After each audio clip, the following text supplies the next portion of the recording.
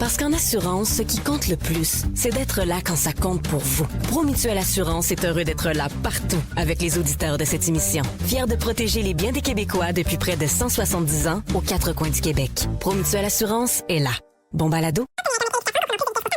Ça, c'était notre publicité à la vitesse de l'Internet LX400 de Vidéotron. C'est un petit peu trop vite pour qu'on la comprenne. Donc, je vais vous la répéter. Obtenez l'Internet LX400 comprenant plus de vitesse pour toute la maison pour seulement 70 $ par mois. Les conditions s'appliquent. Vidéotron. C'est l'heure de rejoindre notre collègue Mathieu Bock-Côté. Salut Mathieu. Bonjour. On se déplace en France aujourd'hui? Oui, absolument. Alors, c'est un événement qui s'est passé en Vendée. Un prêtre, donc, s'est fait assassiner par un homme qui l'hébergeait, qui était de mémoire un réfugié rwandais, qui par ailleurs, en 2020, avait incendié la cathédrale de Nantes, ce qui est quand même pas rien, et qui depuis 2019 ne devait plus être sur le territoire français. Donc le prêtre, c'est Olivier Maire, il vaut la peine de dire son nom. Ça provoque en ce moment en France une immense émotion pour plusieurs raisons. D'abord, il y a quelques années, on l'avait oublié, on l'a peut-être oublié ici, mais il y a le père Hamel qui s'était fait égorger dans son église par des islamistes. Donc ça, c'était un autre contexte. Mais donc, c'est pas la première fois qu'un prêtre se fait attaquer ainsi. Mais là, les circonstances très particulières. Donc, le type ne devait plus être en France. Il avait incendié l'an passé la cathédrale de Nantes. Et là, cette fois-là, il décide de tuer un prêtre. Il y a quelque chose qui heurte profondément la conscience de tous, le simple bon sens, pourrait-on dire, et ça ramène au cœur de l'actualité française une question qui était très présente ces derniers temps, mais qui est un peu occultée par celle du pass sanitaire et ainsi de suite, c'est la question de l'insécurité. C'est-à-dire qu'en France, on ne devrait pas sous-estimer à quel point, aujourd'hui, le pays est rongé par une insécurité profonde, que certains quartiers se dérobent à la souveraineté nationale, à la souveraineté française, sont des zones de non-droit, sont des zones de non-sécurité. Et là, ce qu'on voit à travers ça, c'est le retour, alors qu'on espère quelquefois en avoir terminé avec le cycle des violences, le cycle de l'insécurité, le cycle des différentes agressions. On constate en fait que les cas d'agression, là c'est un cas extrême, se multiplient et c'est un pays qui vit de plus en plus dans la conscience d'une sécurité très fragile, un pays qui est partitionné presque en quelque sorte entre des zones où on peut aller, d'autres où on ne peut pas aller. J'y vais d'un exemple qu'on m'a souvent donné. J'ai beaucoup d'amis de l'autre côté de l'Atlantique qui m'expliquent par exemple que lorsqu'ils prennent telle station de métro ou telle autre, ben ils s'habillent différemment pour éviter les soucis. Ils savent très bien qu'ils n'iront pas dans tel quartier, et ainsi de suite. Donc la question de la sécurité ressurgit en France de manière absolument brutale aujourd'hui, et dans toutes ses dimensions, hein, c'est-à-dire la question des frontières, la question du laxisme de l'autorité publique, la question d'une forme de faiblesse du droit et des juges. Que faisait-il en liberté? Et tout ça mis ensemble, on se retrouve devant ce qui n'est pas un fait divers, mais devant une authentique agression qui touche la nation. Mais c'est vrai, Mathieu, parce que tu fais référence à l'autre événement, l'autre prêtre égorgé, et je suis venu mal, parce que c'est une histoire qui m'était sortie de la tête, et là, c'est vrai que ça, et je suppose que pour les Français, c'est justement une claque en pleine face on a d'autres problèmes, là, on est dans la COVID, dans plein d'autres sujets, puis à un moment donné, c'est vrai, on a une problématique super complexe, bien implantée, puis là, on n'a pas fait de pas en avant là-dessus pantoute, là. Ouais, exactement. C'est ça, on le voit. Ma chronique du Figaro samedi, donc c'était avant-hier, et portait justement sur ça. C'est-à-dire en ce moment, en France, la question du pass sanitaire est en train d'occuper tout l'espace. Et la France, qui est un pays qui suridéologise tout, qui surpolitise tout, c'est un pays passionnant, c'est un pays magnifique, mais c'est un pays qui trouverait le moyen de faire une querelle idéologique autour de peu près n'importe quel sujet. Donc là, le pays est très divisé. Mais là, boum, ressurgit dans la vie publique, au-delà de la question du pass sanitaire, des questions, j'oserais dire, autrement plus profondes qui dépassent l'actualité à court terme, c'est le fait que le pays s'enfonce dans une insécurité grave, donc qui peut aller de tous les registres. Comme je dis, ça peut aller dans telle ligne de métro, dans telle ligne de métro, on va s'habiller différemment pour pas avoir de soucis. Dans tel RER, on ne se présentera plus parce qu'on sait qu'on peut se faire agresser. Dans tel quartier, on ne se présentera plus vraiment après telle heure parce que c'est dangereux pour les femmes, notamment dans certains endroits, ainsi de suite. On se rappelle en 2017 le quartier de la Chapelle-Pajol, où suite à l'arrivée, faut le dire, de migrants qui avaient un rapport assez différent à l'égalité homme-femme, les femmes n'étaient plus véritablement admises dans les rues du quartier. Bon, donc ça, et là il y a une gradation. La gradation ultime, on le voit aujourd'hui avec ce qui vient de se passer. Et on garde en souvenir les attentats terroristes des dernières années.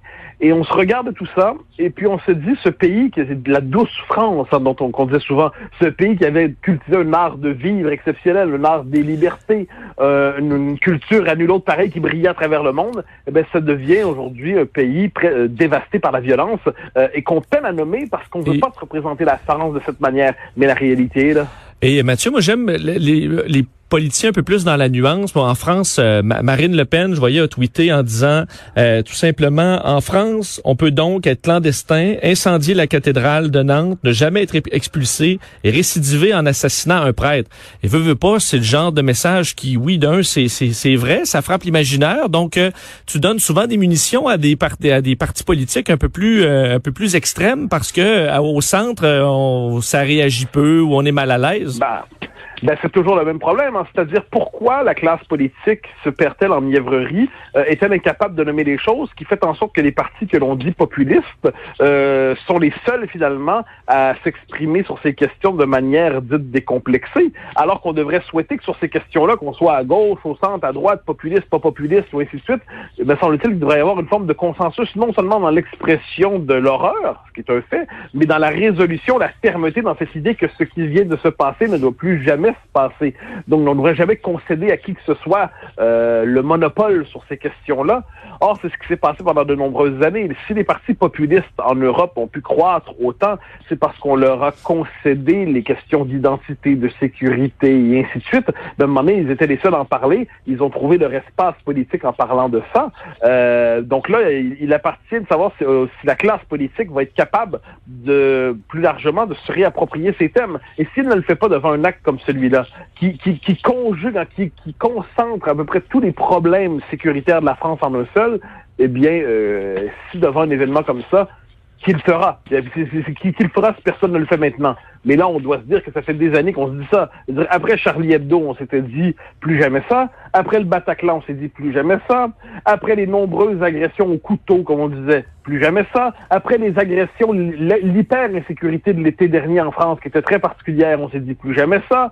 Après le père Hamel, il y a 5 ans, on s'est dit plus jamais ça. Bon, on se le dit tout le temps, finalement. Donc, manifestement, il y a une forme de politique rhétorique, une politique en parole pour dire que tout cela est inacceptable, qu'on est outré, qu'on est scandalisé. Mais à un moment donné, la question se pose, c'est-à-dire qu'on y revient. On est devant un cas qui concentre tous les problèmes, c'est-à-dire il ne devait pas être en France, il y est resté. Il avait brûlé la cathédrale de Nantes. Il était encore en liberté.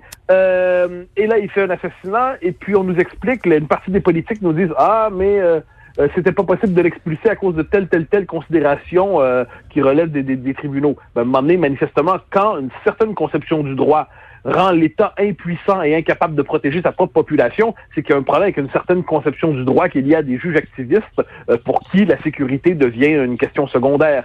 Je pense que dans la prochaine présidentielle qui s'annonce, dans moins d'un an, je pense que la question de la sécurité, pour peu que la France sorte du moment hyper Covid, la question de la sécurité va être absolument centrale, quel que soit le parti qui se présente. Pour être crédible, ils vont devoir se prononcer clairement sur la question de sécurité. Mais est-ce qu'on sait, est-ce qu'il y a des pays en Occident qui ont eu des gains en termes de déradicalisation dans les dernières années où on peut se dire, eux autres, ils ont bien géré ça, socialement, politiquement, de face avec les policiers. Il me semble qu'on n'a pas beaucoup de success story. C'est peut-être juste parce que quand on en parle moins, il y a moins d'incidents, mais il me semble pas qu'il y ait beaucoup de programmes à dire, eux autres, là, ils se sont attaqués à ça avec grand succès.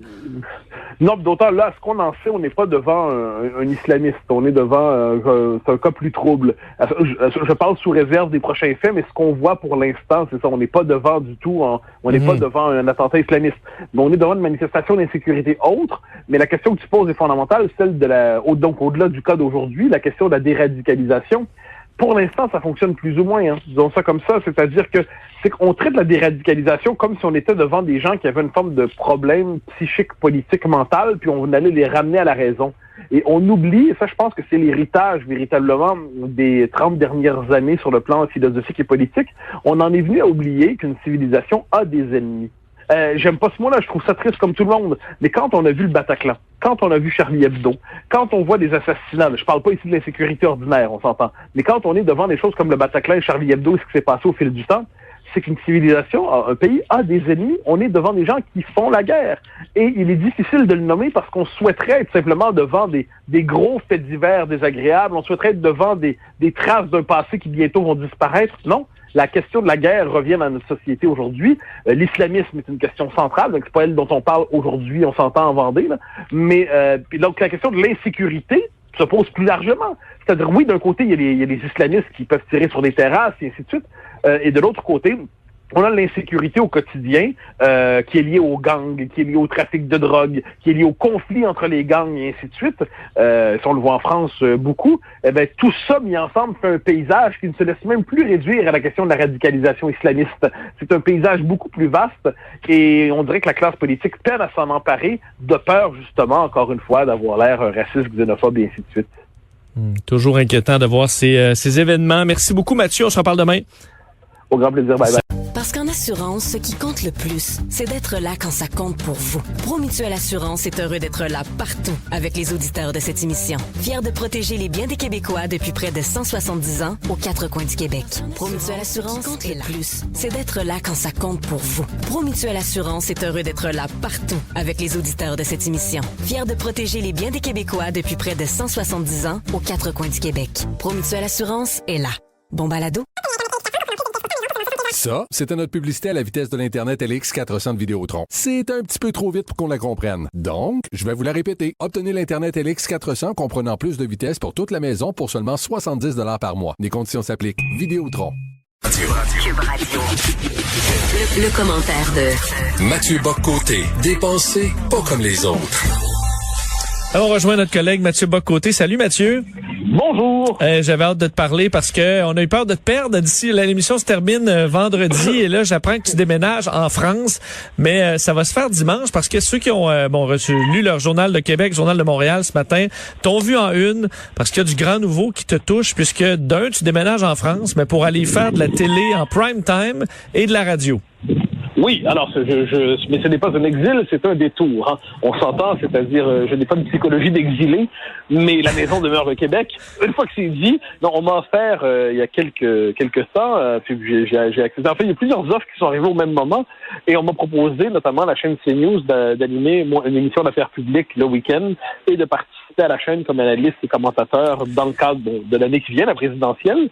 Et au même moment, on va proposer aussi à Europe 1, qui est une chaîne, une grande station de radio privée, de rejoindre ce qu'on pourrait appeler l'émission politique du dimanche matin, donc de faire partie des intervieweurs, donc sous la direction de Sonia Mabrouk, qui est l'animatrice, qui est une animatrice tout à fait remarquable. Eh bien, je vais me joindre à elle pour faire partie de son équipe pour les interviews dans le cadre de la présidentielle avec Europe 1. Et on s'entend, Mathieu, c'est une entrée, puis je comprends que tu allais faire des tours en France et tu as été reçu sur des grands plateaux, mais tu entres par la grande porte. Là, on parle de chaîne CNews, c'est très écouté, Europe 1 aussi.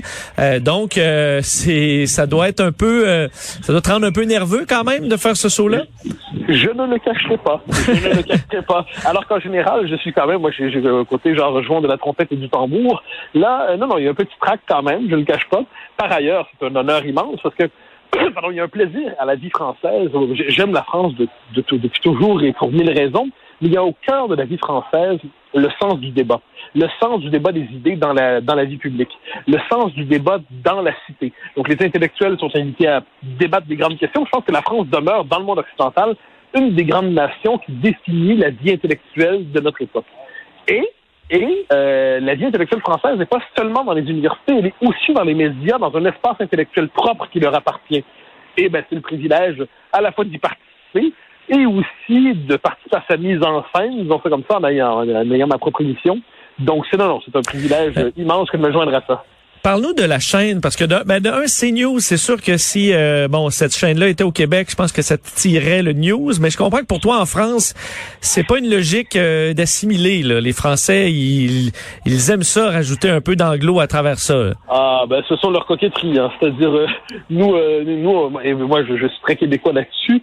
Je tiens à ce que tout soit en français. Une fois que c'est dit, CNews est une chaîne de grande qualité, c'est une chaîne donc d'information, mais qui a plusieurs émissions de débat, donc pour accueillir plusieurs perspectives sur l'actualité, plusieurs points de vue, plusieurs tendances. C'est une chaîne qui est plus, on pourrait dire, assez critique du politiquement correct, mais pas seulement, parce que les différents points de vue sont là. Donc ça, et dans cette chaîne, il y a des émissions qui sont confiées à différentes figures qui portent leur regard sur l'actualité, leur regard sur les temps qui sont les nôtres, puis c'est ce type d'émission-là qui nous sera confié. À quel point, je voyais dans l'article, certains font la comparaison que c'est un peu le Fox News français. Et là, je me dis, bon, évidemment, on veut pas, on s'en est parlé plusieurs fois cet été, on essaie de garder le terrain de la discussion plutôt que juste se polariser chacun de son côté. C'est pas ce que tu cherches, là, devenir le Tucker Carlson de la France. Non, premièrement, non, pas du tout. C'est pas du tout mon univers mental. Et contrairement à ce qu'on dit, CNews n'est pas le Fox News français. Ça, c'est la comparaison facile faite par certains pour chercher à discréditer la chaîne. Je dirais méchamment que c'est un certain progressisme a tellement l'habitude d'avoir le monopole du crachoir qu'il cherche à faire des étiquettes les plus infamantes et les plus disqualifiantes socialement pour empêcher tout discours concurrent d'apparaître, tout discours critique. Donc non, ça, ce sont les méthodes habituelles de disqualification, de diabolisation. CNews, premièrement, les Français ne sont pas une copie des Américains. Ils ont leur propre espace de débat, ils ont leur propre espace de réflexion. Sur CNews, on retrouve des animateurs de différentes tendances. Sur CNews, on retrouve un souci de l'information. C'est pas un détail à ce que j'en sais. Et sur CNews, on a aussi différentes tendances qui débattent. Et le débat, pour certains de nos amis progressistes, le débat, ce sont des nuances à l'intérieur du même. C'est-à-dire, trouvons différentes manières d'être d'accord avec la même chose. Il se peut que le débat, ce soit aussi quelquefois des accords de fond sur des objectifs, sur des moyens. Et ce désaccord civilisé, ce désaccord fécond, est mis en valeur à CNews, et de ce point de vue, je suis absolument heureux de m'y joindre. Qu'est-ce que le fait que tu sois québécois amène en France, que ton angle, que peut-être eux ont pas sur certains sujets d'actualité, qu'est-ce que tu viens ajouter dans ces débats-là en France? Bon, mon Dieu, je ne veux pas me complimenter moi-même, mais disons, à distance, je dirais, une proximité avec l'univers nord-américain. On voit d'avance ce qui va les frapper 5-10 ans plus tard, hein, parce que ça nous frappe d'abord chez nous. Ensuite, peut-être la sensibilité, justement, pour les peuples et les nations. La France, quand même, c'est cette nation qui se voyait universelle, qui a une dimension universaliste. Nous, les Québécois, on est conscients de la fragilité de notre culture. On sait ce que c'est une nation fragile, une nation qui peut mourir, qui peut disparaître, dont la vie est un combat. Je pense qu'aujourd'hui, les grandes nations européennes, pour différentes raisons, découvrent elles aussi qu'elles ont cette fragilité. Et de ce point de vue, la condition québécoise peut permettre d'éclairer, je crois, des questions comme l'identité française. Je pense qu'il y a aussi, par ailleurs, une amitié historique qui est plus qu'une amitié, qui est un lien de parenté fondamental entre le Québec et la France. Et ça, je pense que la vieille sympathie qu'on pouvait avoir pour nous, évidemment, il y avait un côté qui pouvait être vu comme folklorique par certains, mais ce n'était pas le cas et ce n'est surtout plus le cas. Je pense qu'on a notre manière d'aborder le monde et nos perspectives peuvent... Il y a une conversation féconde à avoir entre une perspective québécoise et une perspective française. Donc, tout ça mis ensemble. Puis aussi, peut-être l'avantage, les Français aiment le débat. Ça, il n'y a pas de doute là-dessus, mais quelquefois, ils ont l'art du débat chicanier. Et peut-être qu'une forme de débat un peu plus serein à la québécoise, eh bien, ça sera pas ça peut être intéressant. Mais ça, j'ai dit ça comme ça, tout en ayant le grand plaisir de me joindre une société notre société a peur du débat. La leur en a pas du tout peur. Bon. Toi, t'es un hybride, là. Entre les deux. Moi, je suis... Vas-y, suivant. Qu'est-ce que ça te fait, Mathieu, le déménagement, de partir comme ça en Europe pour habiter, je comprends, au moins jusqu'en 2022? C'est quand même une grande aventure. Est-ce que... comment tu vois ça arriver? D'abord et avant tout, il y a une partie qui va te sembler étrange, mais je dois me séparer pour un an de ma bibliothèque. Moi, je réfléchis bien dans ma bibliothèque. J'ai des milliers de livres à la maison. Je réfléchis bien avec tout ça autour de moi. Ça te prendrait un conteneur là, au complet. Ou 2 ou 3. Et là, bon, donc là, ça va être un détail, mais il faut que donc là, j'ai fait une sélection des livres, des certains classiques dont je ne peux me séparer. Tu me diras que c'est un détail, mais pour moi, c'est fondamental. Ensuite, le fait que, moi, le Québec, c'est pas qu'une société, c'est mon pays, c'est mon peuple, c'est ma nation. Je suis intimement lié de tout mon être à ça. Donc, moi, l'idée de m'en exiler est inimaginable. Donc, dans mon esprit, c'est un détour. C'est un détour et je vais continuer dessus parce que la technologie de notre époque permet que je conserve ma chronique au journal, mes participations à la Joute et mes participations à Cube. Ça va être possible, je vais continuer de le faire. Je vais le faire à partir de l'autre côté de l'Atlantique. Mais j'aurais été très triste de voir quitter... En fait, je pense pas que j'aurais traversé l'Atlantique si j'avais dû renoncer à mes ancrages fondamentaux au Québec. Et puisque c'est possible de conjuguer les deux, alors là, c'est devenu un projet possible. Première émission, c'est quand? Dernier week-end du mois d'août. Donc, non, ça s'en vient vite. OK, ça s'en vient vite. Bon, on a hâte de voir ça. On est très fiers, Mathieu. C'est toujours un plaisir de te parler. Puis on se reparle demain. Félicitations. Au grand plaisir. Merci beaucoup. Salut. Bye bye. Parce qu'en assurance, ce qui compte le plus, c'est d'être là quand ça compte pour vous. Promutuelle Assurance est heureux d'être là partout avec les auditeurs de cette émission. Fier de protéger les biens des Québécois depuis près de 170 ans aux quatre coins du Québec. Promutuelle Assurance, le plus, c'est d'être là quand ça compte pour vous. Promutuelle Assurance est heureux d'être là partout avec les auditeurs de cette émission. Fier de protéger les biens des Québécois depuis près de 170 ans aux quatre coins du Québec. Promutuelle Assurance est là. Bon balado. Ça, c'était notre publicité à la vitesse de l'Internet LX400 de Vidéotron. C'est un petit peu trop vite pour qu'on la comprenne. Donc, je vais vous la répéter. Obtenez l'Internet LX400 comprenant plus de vitesse pour toute la maison pour seulement 70 $ par mois. Les conditions s'appliquent. Vidéotron. Salut Mathieu. Bonjour, ça va bien? Ça va très bien. Mieux que la planète, Mathieu, parce qu'on a vu ce rapport du GIEC ou du GIEC concernant l'état de la planète qui sonnait l'alarme carrément là. Et là, tu veux revenir sur la réaction de certains écolos qui demandent des mesures carrément autoritaires. Ouais, c'est une chose, c'est-à-dire que la planète soit dans une situation trouble, une situation tragique, il n'y a pas de doute là-dessus, qu'il faille agir, qu'on soit capable d'adapter nos sociétés à cette réalité, pas de souci, ça va de soi.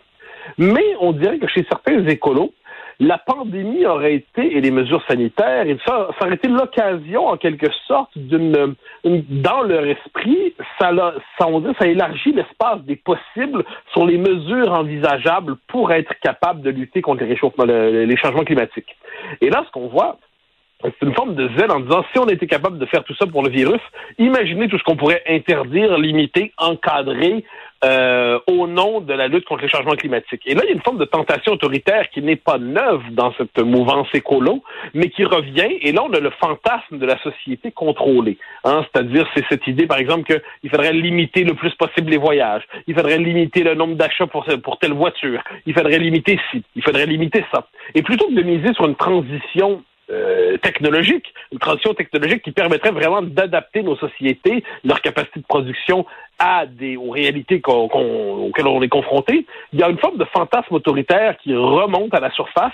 Il y a toujours cette idée que finalement la liberté des individus est un problème, la liberté des sociétés est un problème, et on voudrait finalement encadrer et planifier, encadrer, dis-je, les rapports sociaux de la manière la plus tatillonne possible, cette fois au nom du sauvetage de la planète. J'ai l'impression que il y a quelque chose là-dedans, c'est comme un schème mental qui se réactive, toujours au nom d'une plus grande cause, restreindre les libertés. Je suis inquiet devant l'enthousiasme de certains, devant cette idée qu'on pourrait restreindre les libertés.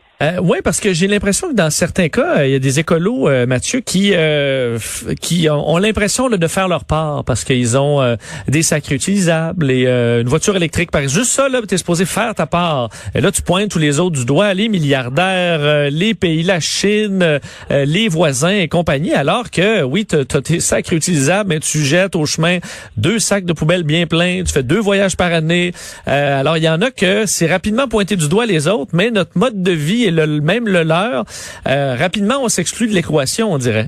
Oui, puis il y a un côté, ce que j'appelle le fantasme de la hutte, c'est-à-dire si on vivait tous, on devenait à peu près tous déchétariens, et là on connaît toutes les si qui s'accumulent, et là on regarde tout le ce qui se passe en Chine, où les mines de charbon sont rouvertes, on voit la pollution incroyable engendrée par la Chine, qui manifestement ne vit pas sur le même rythme que nous dans la lutte au changement climatique, mais nos sociétés devraient presque abolir leur activité économique, devraient presque s'abolir elles-mêmes, comme si, d'une certaine manière, c'est un fardeau moral que nous portions, sans aucune conscience particulière du fait que c'est certainement pas la société québécoise, par exemple, qui est la plus polluante à l'échelle du monde et même à l'échelle du monde occidental. Mais j'ai l'impression que et c'est vraiment une question de structure de pensée, me semble-t-il. Parce que autant, comme je le dis, la question environnementale, elle est fondamentale aujourd'hui. Qui dirait le contraire vivrait dans un monde parallèle. Mais ensuite, le modèle de société à partir duquel on veut l'aborder, ça, c'est une question qui fait pleinement débat. Et on a l'impression que, on peut le lire dans Le Devoir, on peut le lire ailleurs chez certains, on nous dit finalement, si on était capable de faire tout ça pour le virus, pourquoi on n'aurait pas le courage d'étendre cette restriction des libertés, d'étendre cette société beaucoup plus régulée, beaucoup plus encadrée, au nom cette fois d'une cause noble. La cause est noble, sans le moindre doute, mais une société humaine qui trouverait chaque fois qu'il y a quelque chose d'important, un défi important, un prétexte pour suspendre ses libertés provisoirement ou durablement est une société qui est en train de perdre le goût de la liberté. Ouais, parce que je sais qu'avec le passeport vaccinal, t'as toujours eu un questionnement éthique et tu peux peut-être te dire, ben, OK, c'est là un pas là qu'on justifie pour des raisons sanitaires évidentes, puis après ça va être un pas qu'on va justifier pour des raisons environnementales évidentes, puis après ça va devenir peut-être de moins en moins évident. Ben oui, et je pense en fait, pour certains, ils y sont déjà. C'est-à-dire là, parce qu'il y a quand même cette idée, imagine, plus il y a d'informations sur une personne qui sont centralisées, disponibles et ainsi de suite. Moi, c'est encore une fois, moi, je suis pas particulièrement conspirationniste, ma structure de pensée n'est pas ainsi faite. Mais je crois que le propre d'un instrument, d'un outil, c'est qu'une fois qu'on l'implante, eh bien, ou du pouvoir simplement, une fois que le pouvoir décide d'imposer une mesure, eh bien, ils se demandent pourquoi il se priverait d'un tel instrument qui peut toujours servir en d'autres circonstances d'une manière ou de l'autre. Et c'est pour ça que j'ai fait une chronique aujourd'hui sur le passeport vaccinal, d'ailleurs, qui n'est pas sans lien avec tout ça, où je dis le passeport vaccinal, bon, moi, c'est pas un secret, j'y étais pas favorable, mais une fois qu'il est là, une fois qu'il est là, à moins de dire il faut l'abolir. OK, il faut l'abolir, mais mettons, pendant qu'il est là, il faut surtout l'encadrer le plus possible pour éviter justement qu'il ne soit instrumentalisé, que son usage se généralise, qu'on finisse par s'y habituer. Et ça nous ramène à la question du rapport presque psychologique à la pandémie. Il ne faut pas s'habituer au modèle de société d'exception qu'elle nous a imposé. Il ne faut pas considérer que le confinement, par exemple, est un mode légitime de gestion de la santé publique. Il ne faut pas considérer que le passeport sanitaire est une mesure autre chose qu'exceptionnelle pour affronter la 4e vague. Et autrement dit, je crains que la pandémie nous ait laissé, après coup, une société fondamentalement modifiée. Puis pas parce que les mauvaises personnes, puis je ne sais quel conspirateur, puis ainsi de suite. C'est simplement qu'à un moment donné, les mesures qu'on aura prises auront des effets durables sur la structure sociale, sur les comportements sociaux. Il y a quand même le fait, nous Mathieu, nos habitudes qu'on a connues pré-pandémie, là, pendant toute notre vie, on les retrouve assez rapidement, là, notre vie d'avant. Mais les jeunes, si c'est une situation comme ça dure plusieurs années, ça devient ce que eux ont connu, là. Et pour eux, après ça, peuvent trouver ça normal qu'on ait à passer notre téléphone cellulaire pour pouvoir rentrer à telle place, devoir montrer patte blanche pour entrer dans une autre ou pour faire telle activité. Et ça, on veut pas nécessairement ça. On veut que ça reste une anomalie, qu'on trouve toujours ça bizarre et que ça dure quelques mois, puis qu'ensuite on revienne à la normale. En fait, tu poses la question centrale des jeunes générations.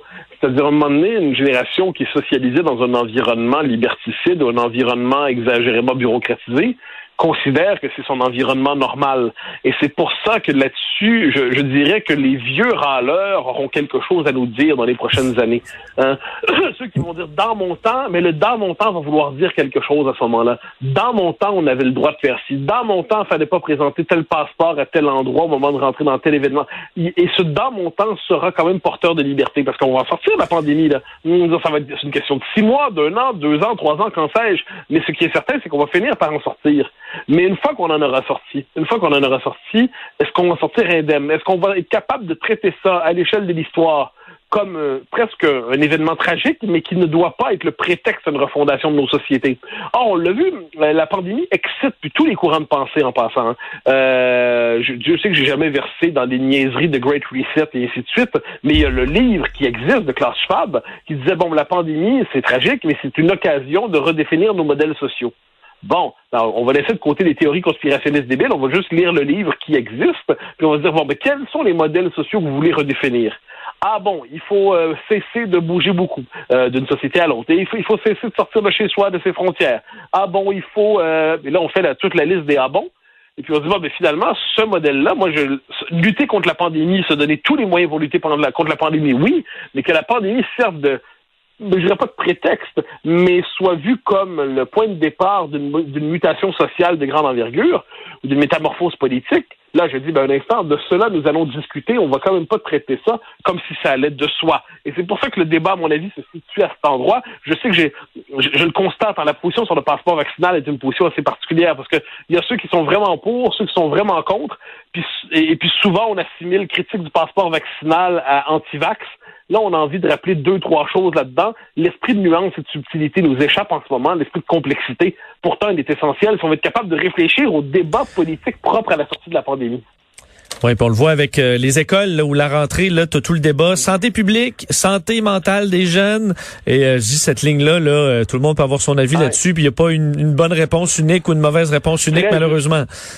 T'as tout à fait raison, faut le dire là-dessus. Il y a des besoins légitimes et contradictoires qui s'affrontent. Et dans une société, c'est à ça qui sert le politique. Le politique, ça sert à équilibrer, à tenir compte de besoins également légitimes mais contradictoires.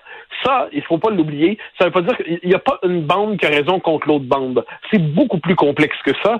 Et les droits des enfants, les droits des jeunes sont essentiels. Ils ont le droit à une socialisation naturelle. Le droit des personnes avec des comorbidités sont essentiels. On peut pas les traiter dans une logique darwiniste comme si c'est une crise, il faut qu'il y en a qui passent, ce sera votre tour. Les droits. Donc là, on doit tenir compte de tout ça. Et c'est à ce moment-là que la santé publique ne peut pas se substituer aux politiques. Le politique doit faire des équilibrages. Et de ce point de vue, la question du passeport sanitaire devrait être débattue politiquement. C'est pour ça qu'à mon avis, je fais le lien avec tout ça, je disais aux 3 mois, ou ce qu'ils disent, aux 6 mois, on verra, il va y avoir l'Assemblée nationale, pas seulement la santé publique, pas seulement le gouvernement. L'Assemblée nationale devrait débattre pour savoir est-ce qu'on reconduit ou non le passeport sanitaire pour qu'au moins on ait une emprise collectivement sur ce qu'on fait passer pour un choix de société. Oui, le faire, mais faut que ça reste inusité, bizarre un peu et qu'on soit mal à l'aise quand même un peu. Oui, exactement. Il faut jamais qu'on s'habitue à ce qui est en train de se passer. Ça veut pas dire qu'on ne fait pas contre mauvaise fortune de bon cœur. Ça veut pas dire qu'on fait pas des efforts. Ça veut pas dire qu'on fait pas tout ça. Mais il ne faut pas s'habituer, alors que certains nous disent, quand on nous parlait de nouvelle normalité, non, il n'y a pas de nouvelle normalité là-dedans. C'est une situation d'exception, mais une fois la guerre au virus terminée, la vie reprend ses droits. On a hâte d'ailleurs. Merci beaucoup Mathieu, à demain. Oh, à demain. Bye. Salut.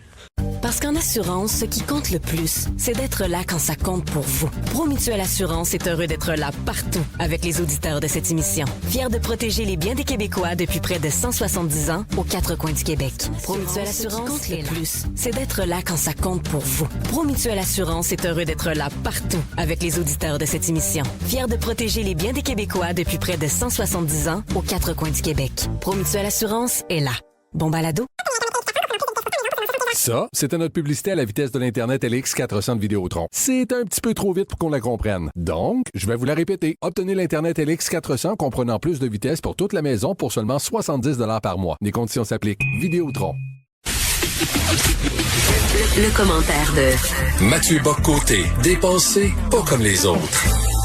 Au village sans prétention, j'ai mauvaise réputation. Que je me démène ou que je reste quoi, je passe pour un je ne sais quoi. Ah, on retrouve une voix que l'on connaît bien, Mathieu. Oui, celle de Brassens, en fait, parce que ce qui est assez formidable, c'est de temps en temps, les anniversaires, les commémorations nous permettent de dire tout le bien qu'on pense de certaines personnes qui ne sont plus dans l'actualité. Et lisant quelques journaux ces derniers jours, je vois Brassens, 100e anniversaire de sa mort, de sa naissance, 40e de sa mort. Donc c'est l'occasion, me semble-t-il, de célébrer, de chanter ce merveilleux poète, ce chansonnier, qui est une forme de génie de la liberté, un poète génial, et qui, me semble-t-il, est en contradiction radicale avec notre époque dans à peu près l'ensemble de ses thèmes et la plupart de ses chansons. C'est sûr, et bon, c'est quand même un homme qui avait traversé la Deuxième Guerre mondiale en France. Il a quand même eu une vie bien remplie qui a amené des expériences qu'il a traduites en chansons. Oui, mais ça, c'est la dimension. Oui, effectivement, les guerres sont présentes dans ses chansons, ne serait-ce que les 2 oncles qui avaient fait scandale à l'époque en parlant de son oncle qui avait refusé de choisir entre les Allemands, c'est une image, et les Britanniques, disant finalement, ne voulant pas faire la guerre, moi je vis encore, et les 2 sont morts. Bon. Mais les grands thèmes de Brassens, il y a aussi c'est la guerre qu'il préfère, celle de 14-18, donc l'histoire est présente dans ses chansons. Mais ce qui est surtout présent, me semble-t-il, sont les universels problèmes de l'humaine condition. Et, par exemple, les rapports entre les sexes. Aujourd'hui, Brassens se ferait fusiller, se ferait lancer des tomates pourries pour sa manière de parler du désir des hommes, du désir des femmes. Il y a dans une de ses chansons qui fait rire quand même, me semble-t-il, aujourd'hui 95%. Non, je pense 95 fois sur 100. Dire 95 fois sur 100, la femme s'emmerde à baisant, qu'elle le taise ou qu'elle le confesse, c'est pas tous les jours qu'on lui déride les fesses. Alors, dire ça aujourd'hui. Ensuite, Fernande, on connaît la chanson Quand je pense à Fernande, je bande. Culture du viol, probablement, dirait-on, expression décomplexée d'un désir machiste. Bon. Alors là, on connaît, on pourra en nommer bien d'autres, les copains d'abord, cette espèce de célébration de l'amitié qui est tout à fait remarquable. Donc, on est devant un poète, véritablement, qui, au-delà justement de la politique. Brassens, c'est le poète qui dit la vraie vie est ailleurs, et donne le droit à chacun de faire son petit bonhomme de chemin, de maudire librement l'autre sexe avant de l'aimer, de dire tout le mal qu'on en pense avant de lui prendre par la main, de le prendre par la main. c'est véritablement un poète à l'abri du politique qui a traversé le siècle, mais qui, me semble-t-il, est une forme de poète éternel dans la description des détails de notre humanité. Mais trouves-tu que ça a bien vieilli malgré tout quand on regarde magnifiquement. Ben c'est ça, parce que si on regarde des vieux James Bond de Sean Connery là où il disait bon là va-t'en, les hommes vont parler, clac clac clac, des tapes ses fesses, puis va-t'en, là tu dis OK, bon là c'était vraiment à l'époque, mais est-ce que là une lecture qui est encore d'actualité? Oui, ben en fait, c'est pas un chanteur à thème, on s'entend. C'est pas un chanteur à thèse. On n'est pas devant une espèce de chansonnier militant avec une cause. Il chante tout simplement les petits bonheurs et petits malheurs humains. Une forme de sagesse des gens ordinaires. Sa chanson Stance à un cambrioleur. C'est quand parle où il dit le cambrioleur qui vient chez lui. Et là, il y a une forme à travers ce récit. C'est une description du bon goût, du mauvais goût, des rapports familiaux. Donc, tout lui sert de prétexte de ce point de vue. Et il y a aussi quelques chansons qui font rire. J'ai des souvenirs enfant avec ma sœur dans la voiture avec mes parents quand on allait aux États-Unis en voiture, lorsqu'on chantait Brave Margot. C'est une chanson qui est à la fois qui fait rire, qui est amusante, qui en dit beaucoup sur la bêtise infinie du genre humain. Et le plaisir, t'as toujours la meute de lyncher celui qui se distingue. Donc, on se retrouve avec un poète qui, sans militer, par le simple contraste entre la liberté qui était possible dans son temps, bien qu'il était censuré, soit dit en passant, mais la liberté créative qui était la sienne, une maîtrise de la langue française qui vous ferait tous rougir de honte, et aujourd'hui, avec l'espèce de poésie subventionnée, intersectionnelle, célébrée dans des colloques insupportables sur l'idée, on connaît tout le tralala, eh bien, le grand contraste entre ce poète génial et notre époque assez médiocre quand même à certains égards en ces matières, donne raison à Brassens. Il faut le relire, il faut le chanter, il faut apprendre ses chansons et quelquefois même les chantonner devant l'esprit de l'époque. Mais certains diront, je pense qu'aujourd'hui, il n'y a plus de grands poètes comme à l'époque, mais c'est qu'il manque de grands poètes ou qu'il n'y a plus de gens pour les écouter ou plus de bassins d'écoute pour ce genre d'artistes-là? Je sais pas. Moi, j'ai l'impression que chaque fois que j'entends Brassens quelque part, tout le monde se réjouit de sa présence. C'est la même chose pour Brel. Chez nous, on a nos propres grands ici, mais dans la chanson française, il y en a quelques-uns qui n'ont pas été remplacés. Et puis ensuite, apparemment, on nous dit, oui, mais le génie de l'époque est ailleurs. Certes, mais on l'a pas trouvé. Et je pense que la nostalgie Brassens, ce n'est pas que la nostalgie d'une vieille France qui n'est plus et que nous aimions. C'est la nostalgie d'un monde où la liberté pouvait s'exprimer de manière canaille et décomplexée. Une liberté gauloise, une liberté du banquet, une liberté de la camaraderie. Et ça, dans notre époque enrégimentée, conformiste, il y a une très belle chanson, justement, La mauvaise réputation, sur le conformisme et trompette de la renommée. C'est formidable. Dans la civilisation du cancan instagrammesque, trompette de la renommée, quelle partie de moi-même dois-je montrer pour enfin faire parler de moi dans les gazettes, dit-il à sa manière, mais bien mieux. C'est quand même, il y a vu 2 ou 3 choses s'en venir. Il y a entre autres, moi, qui me vient en tête parce que j'ai un des films, une de mes comédies cultes étant Le Dîner de con. Quand on est con, là, cette année, avec la pandémie, pour moi, cette chanson-là, je pourrais l'écouter et ça fitterait comme un gant, là. Oui, la description du con est d'une constante chez lui et c'est quand même assez remarquable. Mais on pourrait dire aussi, même si on s'intéresse aux choses religieuses, ce qui est assez rare au Québec, son éloge de la messe en latin. Brassens, l'anarchiste athée, c'est l'éloge de la messe en latin parce qu'il y voit la beauté finalement d'un rituel de toujours, un rituel poétique, un rituel mystérieux à sa manière. Il y a quelque chose, donc c'est une description très fine de plusieurs parties de l'âme humaine. Et encore une fois, ça se réécoute assez remarquablement. C'est-à-dire, il y a peut-être des chansons qui nous échappent aujourd'hui, et encore, si elles nous échappent, mieux vaut les chercher un peu, on va trouver leur sens. J'ai lu qu'il avait commis des petits larcins quand il était jeune, Mathieu. Est-ce que on peut pas laisser de la place comme ça? Oui, est-ce qu'on doit le retirer? On va le canceller. Oui. Cancellons Brassens, pour misogynie probablement, pour célébration du cambrioleur probablement, pour pacifisme, pour défaitisme. En plus, il n'était pas ardemment nationaliste. C'est à mon tour de le canceller.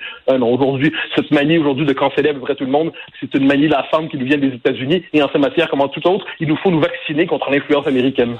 C'était bien dit. Mais merci beaucoup, Mathieu. On se reparle demain. Bonne journée, bye bye. Bonne journée. On y va dans mes souvenirs avec Quand on est con de Georges Brassens parce que ça, comme je dis là, ça fit beaucoup dans l'époque dans laquelle on vit. Quand on est con, on est con. Parce qu'en assurance, ce qui compte le plus, c'est d'être là quand ça compte pour vous. Promutuelle Assurance est heureux d'être là partout avec les auditeurs de cette émission. Fier de protéger les biens des Québécois depuis près de 170 ans aux 4 coins du Québec. Promutuelle Assurance compte le plus, c'est d'être là quand ça compte pour vous. Promutuelle Assurance est heureux d'être là partout avec les auditeurs de cette émission. Fier de protéger les biens des Québécois depuis près de 170 ans aux 4 coins du Québec. Promutuelle Assurance est là. Bon balado. Ça, c'était notre publicité à la vitesse de l'Internet LX400 de Vidéotron. C'est un petit peu trop vite pour qu'on la comprenne. Donc, je vais vous la répéter. Obtenez l'Internet LX400 comprenant plus de vitesse pour toute la maison pour seulement 70 $ par mois. Les conditions s'appliquent. Vidéotron. Les Sauron. Le commentaire de Mathieu Bock-Côté, dépensé pas comme les autres. Et on le retrouve peut-être au milieu de ses boîtes. Mathieu Bock-Côté. Salut Mathieu. Bonjour. Écoute, le départ, c'est dans quelques heures quand même. Comment tu te sens là, pour prêt à ton départ pour la France? Oui, dimanche, on fait un départ, un mélange de trac et de sérénité qui varie à proportion de 60-40 d'un côté et de l'autre, ou 70-30 selon les minutes et les secondes, mais ça va, l'aventure commence. Bon, et on est content de t'avoir une dernière fois sur la programmation estivale et tu vas parler, tu as gardé cette dernière chronique-là pour parler de l'importance de l'histoire. Oui, c'est un thème qui est récurrent chez moi, mais parce que je le crois essentiel, mais je vais l'aborder à travers un angle un peu inattendu, le moins inattendu pour moi. Je pense que c'est déjà comme à Paris. Je dînais avec un ami il y a quelques jours qui a eu une longue carrière politique au sein de ce que les moins de 20 ans ne peuvent pas connaître, c'est-à-dire les belles heures du Parti québécois au pouvoir. Qui a été engagé, qui a eu des responsabilités immenses au Conseil des ministres, qui s'est retiré ensuite de la vie politique, mais qui n'a jamais abandonné l'intérêt pour la chose publique, qui continue de lire, qui réfléchit. Puis j'ajouterais, à la différence de plusieurs qui ont une connaissance très abstraite du Québec, une connaissance statistique ou bureaucratique, lui, il porte le Québec dans les tripes. Et ça, il y a quelque chose, c'est un don que certains politiciens ou d'autres ne l'ont pas. Il connecte avec les Québécois. Et il me disait, regardant la composition actuelle de notre paysage politique, il y a plein de gens de grande qualité là-dedans, mais il y a quelque chose qui leur manque, c'est qu'ils n'ont pas ce qu'ils appellent la mémoire historique du peuple québécois. Ils vivent dans le temps présent, ils vivent dans la société québécoise contemporaine, très bien, mais ils oublient que ils n'ont pas intériorisé, métabolisé symboliquement ce que les autres générations avaient fait bien souvent, c'est-à-dire l'importance des grands moments de notre histoire, et le fait est que ces moments ne sont pas que du passé révolu, ce sont des étapes qui nous ont construits et qui nous définissent. Donc, il me disait comment on peut aujourd'hui, par exemple, réfléchir au Québec si on n'a pas de mémoire de la Nouvelle-France. Les débats remontent à la surface aujourd'hui autour de la question des Autochtones, mais si on ne comprend pas notre propre rapport à la Nouvelle-France, comment on peut gouverner le présent? Il parlait de la conquête, de l'acte de Québec, la négociation de nos premiers droits, l'acte constitutionnel, les patriotes, Louis Riel, la Confédération Louis Riel ensuite, la Révolution tranquille, les grands débats constitutionnels, à travers ça, l'évolution de la situation des francophones en Amérique du Nord, puis au Canada, puis au Québec, le seul endroit où on est majoritaire, c'est pas pour rien qu'on a survécu, parce qu'on contrôlait les institutions politiques. Et il me disait, une des faiblesses de la classe politique en ce moment, c'est justement le fait qu'elle n'a plus cette mémoire historique. Donc, devant des événements qui, éclairés à la lumière de l'histoire, prennent leur sens. Par exemple, justement, le refoulement des francophones de plus en plus hors de Montréal, hors de Laval, le fait que, finalement, le territoire qu'on contrôle, les francophones, est de moins en moins large. En d'autres temps, on a contrôlé l'Amérique, et aujourd'hui, ce qui nous reste, finalement, c'est le Québec hors Montréal, de plus en plus. Eh bien, il disait, s'il n'y a pas cette conscience historique-là, le présent est inintelligible, le présent est incompréhensible, le présent est un brouillard. Et ça me fascinait parce que ça, ce sont des discussions qu'on peut avoir souvent entre intellos, avec des historiens, avec des gens qui travaillent sur ces questions-là tout le temps. Mais rencontrer cette réflexion-là chez quelqu'un qui a été au cœur de la vie politique, qui est encore travaillé par la passion du Québec et qui regarde ceux qui ont poursuivi son travail et qui se disent ils travaillent bien, ils font ce qu'ils peuvent, mais il leur manque quelque chose. C'est cette connaissance intuitive, cette solidarité à travers les générations qui permet pas simplement d'aimer le passé comme un objet de folklore ou de musée, mais de comprendre le présent, d'en comprendre les déterminants profonds. C'est une conversation qui m'a frappé. L'expression, la mémoire historique du peuple québécois. C'est une expression toute simple, mais qui est très forte, me semble-t-il, et puis qui décrivait bien l'absence de cette mémoire historique chez ceux qui aujourd'hui nous gouvernent trop souvent. Oui, parce qu'on a vu le dossier des pensionnats autochtones qui a bouleversé à peu près tous les Canadiens. Puis là, on dit c'est important de savoir, c'est important de comprendre ce qui s'est passé, de l'analyser. Et c'est tout à fait vrai. Mais ça montre l'importance. Si on accorde de l'importance à cet élément historique-là en disant c'est pas parce que ça s'est passé il y a un siècle que c'est pas important. C'est la même chose pour l'histoire le reste de l'histoire du Québec et du Canada. Oui. Et pour comprendre, parce qu'on n'hésite pas des fois à faire du Québec bashing sans connaître absolument rien à l'histoire du Québec. Si l'histoire est importante pour un, elle est importante pour l'autre. Ah ben oui, absolument. Ça, on parle quelquefois du traumatisme intergénérationnel qui va frapper certaines populations autochtones, et c'est vrai. À ce compte-là, il ne devrait pas être interdit de se dire que ça touche peut-être même quelques Québécois. Dans l'histoire, ça travaille en nous sans qu'on s'en rende compte. Le passé nous habite encore sans qu'on s'en rende compte. Puis même, tu donnais l'exemple des pensionnats autochtones. Moi, j'aime rappeler, parce que c'est important, je crois. Tout le monde sait que pour la Nouvelle-France, c'était un rapport particulier aux Autochtones, mais le discours de Mercier, dont on a déjà parlé, toi et moi, fin 19e siècle, au 1885, si je me trompe pas. On a un gouvernement national, canadien, français au Québec. Aujourd'hui, on dirait un gouvernement blanc. Hein, c'est comme ça qu'on dirait les choses aujourd'hui, même si ça veut absolument rien dire. Eh ben, même dans les catégories d'aujourd'hui, il faut jamais oublier qu'au moment où il y a la crise de l'affaire Riel dans l'Ouest, le gouvernement dit blanc d'Honoré Mercier dit à propos de Riel et des Métis, on a tué notre frère Riel. On a pendu notre frère Riel, et il accuse les Canadiens français qui travaillent à Ottawa d'avoir trahi leurs frères, donc leurs frères Métis, leurs frères autochtones, en décidant d'être solidaires de la décision du gouvernement fédéral de McDonald, plutôt que d'être fidèle à cette vieille alliance entre francophones et amérindiens, entre francophones et Premières Nations. Alors là, selon la vision d'aujourd'hui, on dirait oui, mais la solidarité, la suprématie blanche devant les Autochtones, et là, boum, si on connaît un peu notre histoire, on tombe sur cet événement-là qui fait éclater des représentations fallacieuses. Mais de la même manière, si on est un peu conscient, je ne sais pas si tu as déjà vu la série Duplessis, qui est une série remarquable, et il y a un échange dans la série Duplessis qui, à mon avis, devrait être au cœur de l'éducation politique de plusieurs. C'est quand Duplessis est à l'hôpital pendant qu'il est dans l'opposition, et Godbout, qui est premier ministre, vient le voir. Puis ça tient en 15 minutes, c'est disponible sur YouTube. Toute l'histoire du Québec, d'une certaine manière, tient dans leur échange. Donc, d'un côté, le parti de la modernité, mais qui a la tentation souvent de l'abandon de l'identité. De l'autre côté, le parti de l'identité, mais qui a quelquefois la tentation de s'enfermer dans le passé. La confrontation entre les deux, et Duplessis, dans cet échange, une formule incroyable, il raconte le poids qu'on avait à l'origine de la Confédération. Il raconte l'évolution du poids des francophones dans la Confédération. Et puis il dit, je pense qu'on est quelque part, donc on est dans les années 30, début 40, il dit quand tu pèses même pas le tiers d'une confédération, mon chum, dit-il à Godbout, eh ben tu pèses pas lourd. Eh ben, plus de 50 ans plus tard, 70 ans plus tard, 80 ans plus tard, on est rendu à moins de 25 %, puis au Québec même, le poids des francophones régresse. Quand on a une vision strictement statistique de la chose, on se dit, bon, ce sont des chiffres qui varient, et ainsi de suite.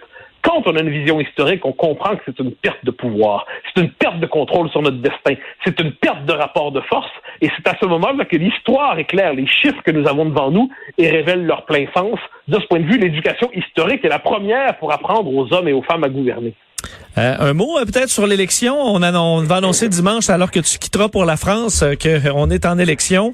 Tu penses quoi de ces élections en début de 4e vague, alors que personne en souhaite réellement et que les partis d'opposition étaient probablement prêts à encore voter un peu dans le sens du gouvernement et de permettre à ce gouvernement-là de fonctionner? Ouais.